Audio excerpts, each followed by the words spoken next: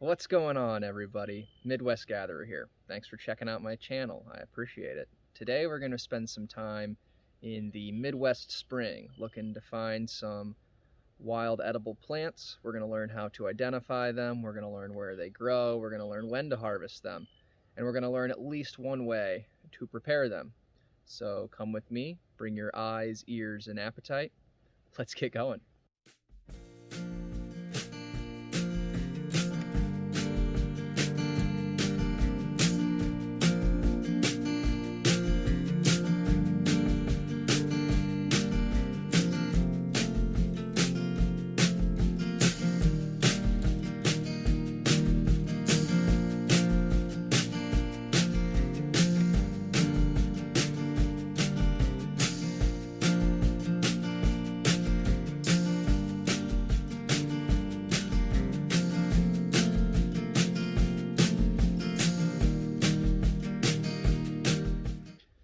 Okay, I've been out here looking for mushrooms for a while.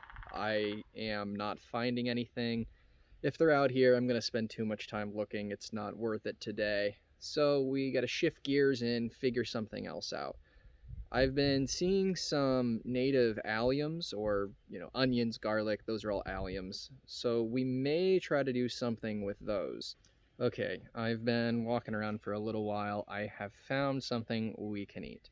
Let me show you what it is. So here's what we're looking at. This stuff that looks like grass. This is not grass.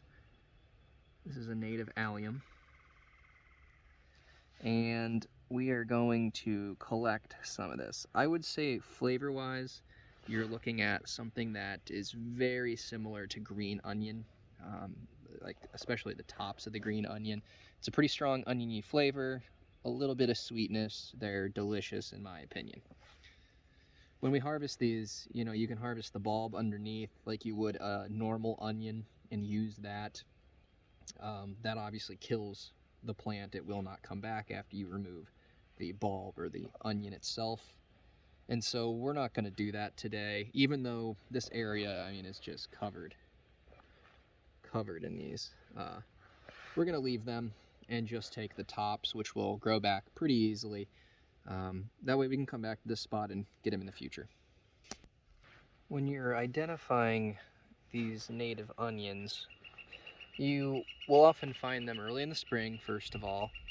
They're going to grow up a little bit faster than most other plants, and they kind of resemble grass from a distance, little tufts of grass.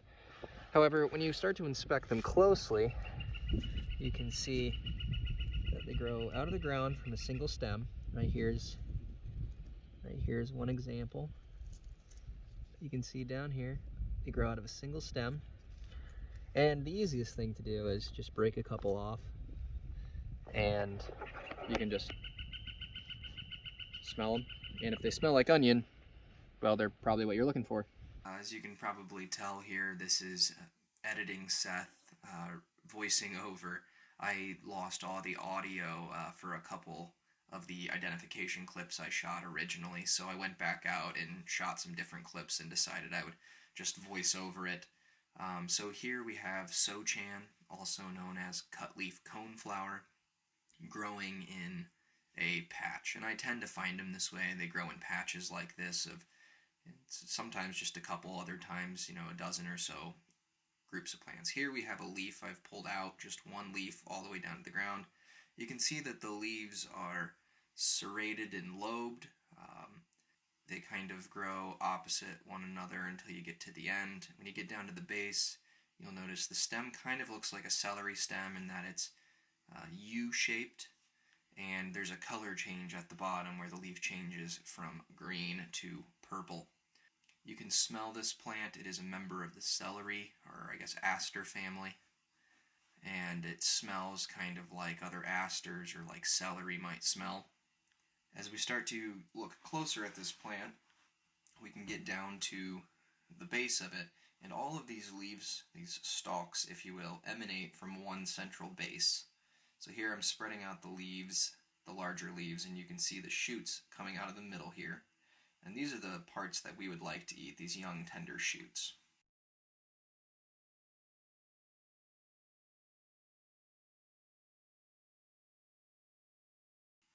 This is kind of where they grow. This is a floodplain. There's the patch, and all this area here would be prime habitat.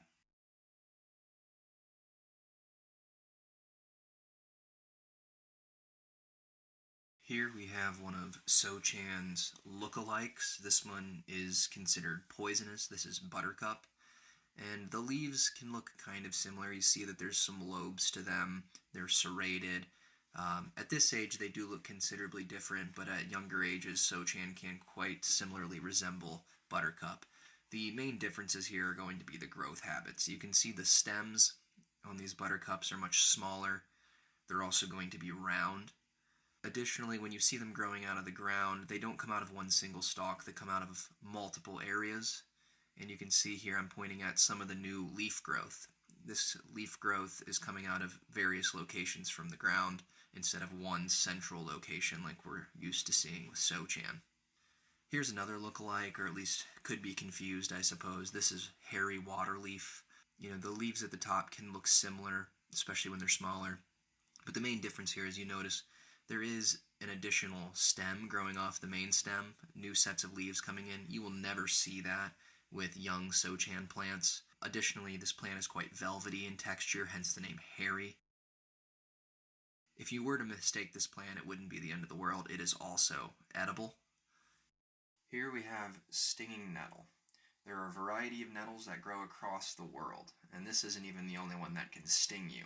There's another nettle called wood nettle that actually has a more fierce sting than stinging nettle, but they both can grow in the same area, so in order to identify them, we need to look at the leaves. Here, coming off the main stem, you can see that the leaves are growing on opposite sides of one another. With wood nettle, those leaves grow alternating, meaning staggered. You may also notice the fine hairs growing off the stems of the leaves, also known as the petioles.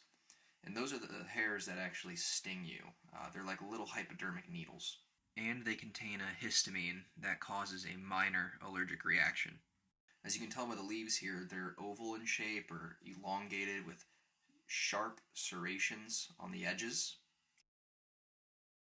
Here you can see stinging nettle's growth habit. It tends to grow in pretty dense clusters like this, where each stalk there is one plant.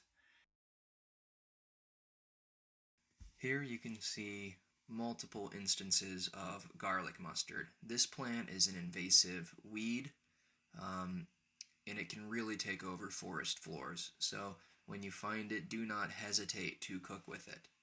Garlic mustard can be identified by its growth habits. It grows in two ways. In one way, it grows as a rosette, kind of similar to this, low to the ground, and the leaves are pretty much the main portion of the plant. When you pull the leaves off, you'll notice the leaves are heart-shaped. They do have serrated edges, though the serrations are not very sharp. They kind of roll as opposed to being jagged. The veins are quite deep. As you start to tear the leaf up, this is one of the ways to identify it. You can smell it, and you will notice notes of garlic, hence the name garlic mustard. Here's a garlic mustard plant in its second year of growth, and it has now bolted. You'll notice at the top here, there appears to be almost like a small piece of broccoli. These little broccoli-looking pieces will open up and be white flowers. Here you can see the white flowers, classic brassica plant with the 4 petals on the flower.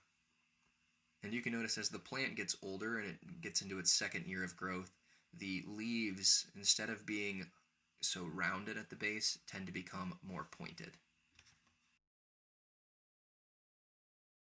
Here we have daylilies.